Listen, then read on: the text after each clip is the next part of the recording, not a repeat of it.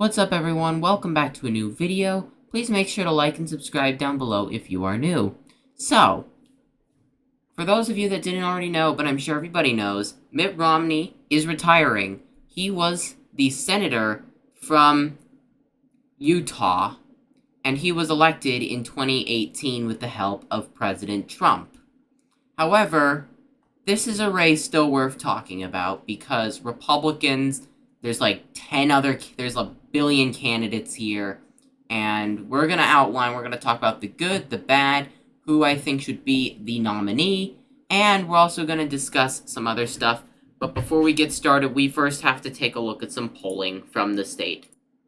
So this here is a straw poll from one of the counties in the state of Utah, specifically Washington County. And Utah, if you guys didn't already know, Utah uses a convention system to drop the primary order down to the top 3 candidates. And from the straw poll, Staggs is clearly the front runner in the convention polls. However, if we go back and we look at the polling data, you can clearly tell that Curtis is the favorite with like a huge amount undecided. Now, do I think that this is an over race? No, absolutely not. This is going to be a very competitive and expensive race, regardless of which way you try to spin it. But, anyways, I think the biggest and most important thing we need to look at is who these people actually are. We're going to start with John Curtis, because from what I've heard, John Curtis is basically the second coming of Mitt Romney 2.0. He has done several things against Trump in the 2016 to 2020, or his first term as president, regarding some other stuff that I'm not going to be able to get into here on YouTube. But either way, you can clearly tell that he's not the right candidate. Then there's a whole bunch of other candidates to discuss. Now, I'm going to give there's not really any of these other candidates worth really talking about other than Brad Wilson and Trent Staggs, because according to the straw poll, they're the only ones that really have a chance to win at the conventions and make it to the primary. So here's what we're going to start with. We're going to start with Trent Staggs, who, in my opinion, I absolutely do support. I think Staggs is the most conservative out of the candidates and the most dedicated to bring change to Washington, D.C. by opposing the Uniparty. Now, do I think that Staggs goes out there and wins? Maybe. I'm not going to put it past anything, though, because Utah, we got to remember, Utah's got open primaries. So Democrats are going to cross over more likely than not and vote for John Curtis. And that's where it could be a problem for the conservatives. A big problem for the conservatives. So I'm going to go ahead. Let's do a prediction here. We're going to go ahead. We're going to do a district prediction. So after a little bit of digging, here are all of Utah's counties. So now what we're going to do is we're going to go to options, or however this works. We're going to go to candidates. I'm going to change this to Trent Staggs.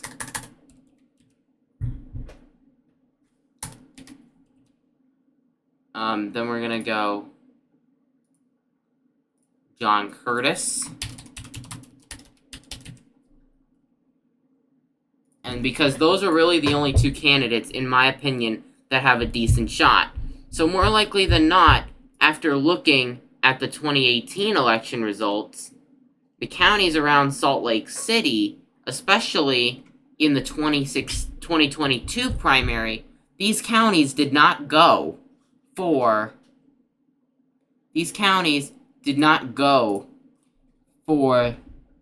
Mike Lee at the end of the day, because Democrats tried to get Becky Edwards in there by putting her in the primary, and she ended up losing to Mike Lee in the primary, and Mike Lee is one of those that, in my opinion, he's one of the better senators in the Republican delegation. He's definitely better than Mittens, who's retiring from the seat. Thank goodness he's retiring. He shouldn't be in the Senate any longer. But that being said, here's what a theoretical matchup between Staggs along with compared to Curtis would probably look like. in a best case scenario method. So I'm just pretty much doing all these based on solid colors, not really based on margins. And then all of these other counties, Curtis would win them. But you gotta remember, this is one thing I'm not a big fan of, is that the Salt Lake City area is incredibly populated. And we can prove that if I pull up the 2018 election results from Utah. Alright, so Salt Lake County is where all the Democrats, these 4 counties here are where all of the Democrats live in Salt Lake City. So they went out and they picked up a Democrat ballot to vote for Mitt Romney, because apparently Mitt Romney was this liberal governor that has been familiar to many people because he served in elected office in Massachusetts, of any state you can imagine. Massachusetts has some of the most rhino Republican governors the country has ever seen. Yes, worse than Spencer Cox or worse than Phil Scott. We've had some decent governors, like up in Massachusetts. They have had Paul Cellucci, Bill Weld, who at the end of the day, they weren't awful, but they were complete and total rhino nut jobs. So at the end of the day, the reason this race is so important is because if we don't win the proper counties, or if we don't win the proper race, we could possibly not flip the seat from rhino to Republican. And this is true. If we go back to 2024, the best candidate we have is Staggs. Is Trent Staggs.